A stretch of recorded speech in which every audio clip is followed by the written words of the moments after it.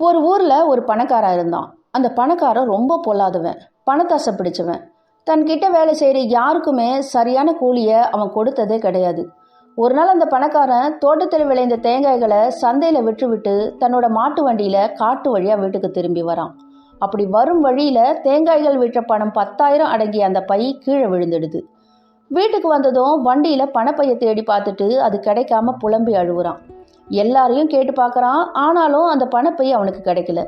அதனால என்ன செய்யறதுன்னு தெரியாம விழிச்சிட்டு இருக்கும்போது அவங்க மனைவி சொல்றாங்க, உங்க பணப்பையை கண்டுபிடித்து கொடுக்கறவங்களுக்கு தகுந்த சன்மானம் கொடுக்கறேன்னு சொல்லுங்க, கண்டிப்பா யாராவது கொண்டு வந்து கொடுப்பாங்க அப்படின்னு சொல்றாங்க. ஆஹா, இது நல்ல யோசனையா இருக்குன்னு நினைச்சுக்கிட்ட அந்த பணக்காரன் அடுத்த நாளே ஊர் முழுவதும் தண்டோரா போட்டு தன்னோட பணப்பையை கொண்டு வந்து தரவங்களுக்கு தகுந்த சன்மானம் கிடைக்கும்னு சொல்றான். அப்படி தேடி பார்த்தும் கூட யாருக்குமே அந்த பணப்பை கிடைக்கல.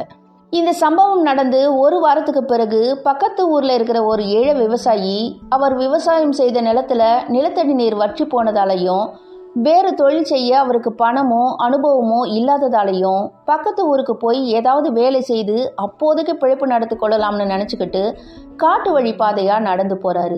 அப்படி நடந்து போயிட்டு இருக்கும்போது பணக்காரன் தவற விட்ட 10,000 ரூபாய் அடங்கிய அந்த பை அவருக்கு கிடைக்குது.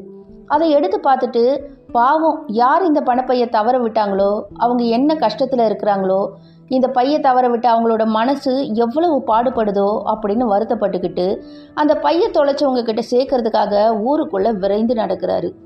அடுத்தவங்களுடைய பணத்துக்கு ஆசைப்படாத அந்த விவசாயி ஊருக்குள்ள போய் ஒரு கடையில விசாரிக்கிறாரு. அப்போ அந்த கடைக்காரங்க பணக்காரன் தண்டோரா போட்ட விஷயத்த சொல்றாங்க. நீங்க இந்த பையை கொண்டு போய் கொடுத்தீங்கன்னா உங்களுக்கு தக்க சன்மானம் கொடுப்பாங்க அப்படின்னு சொல்றாங்க. அந்த ஏழை விவசாயிக்கு சந்தோஷம் தாங்க முடியல. அதனால அந்த பணக்காரன் கிட்ட அந்த பணப்பையை கொண்டு போய் கொடுக்கறாரு. உடனே அந்த பணக்காரன் பணப்பையை வாங்கி சரி பார்க்கறான். எல்லா பணமும் சரியா இருக்கு. பணம் தான் சரியா இருக்கே, இவனுக்கு நாம எதுக்கு சன்மானம் கொடுக்கணும்னு நினைக்கிறான் அந்த பணக்காரன். அந்த ஏழை விவசாயிக்கு சன்மானம் கொடுக்காம தப்பிக்க என்ன செய்யலாம்னு யோசித்த அந்த பணக்காரன் அந்த விவசாயியை பார்த்து, நீ என்னை ஏமாத்த பார்க்குற, இந்த பைக்குள்ள ஒரு வைர மோதிரத்தை வச்சிருந்தேன், அந்த வைர மோதிரம் பைக்குள்ள இல்லை, நீ தான் அதை எடுத்திருக்க, மரியாதையை கொடுத்துரு, இல்லைன்னா உன்னை நான் சும்மா விட மாட்டேன் அப்படின்னு சொல்றான். அந்த விவசாயி என்ன பண்றதுன்னே தெரியாம விழிச்சிட்டு நின்றுட்டு இருக்காரு. ஆனா அந்த பணக்காரனோ கத்தி ஆர்ப்பாட்டம் பண்றான். அந்த கெட்ட எண்ணம் கொண்ட பணக்காரன் என்னதான் அப்படி பரிசு கொடுக்க போறான்னு பாக்குறதுக்காக அந்த கடைக்காரர் ஒரு 4-5 பேரை அழிச்சுக்கிட்டு அந்த பணக்காரனுடைய வீட்டுக்கு வராரு. அந்த இடத்துல ஒரு குற்றவாளி போல நின்றுட்டு இருந்த விவசாயி பார்த்த அந்த கடைக்காரர் இந்த பணக்காரனை சும்மா விடக்கூடாதுன்னு வழக்கை மரியாதைராமன் கிட்ட கொண்டு போறாரு.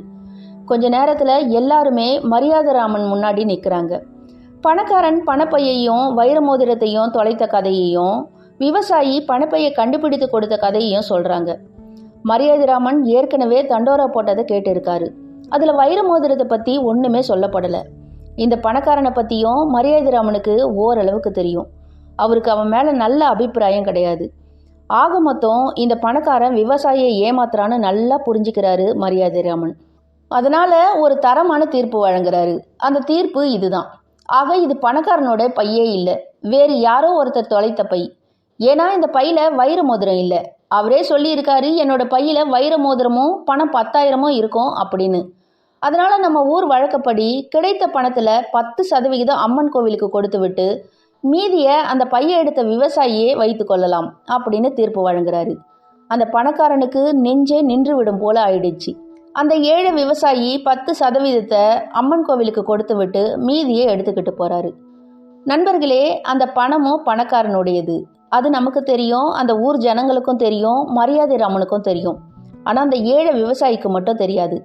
மரியாதைராமன் ஏன் அப்படி தீர்ப்பு வழங்கினாரு? இந்த தீர்ப்பு சரியானது தானான்னு கமெண்ட்ல சொல்லுங்க.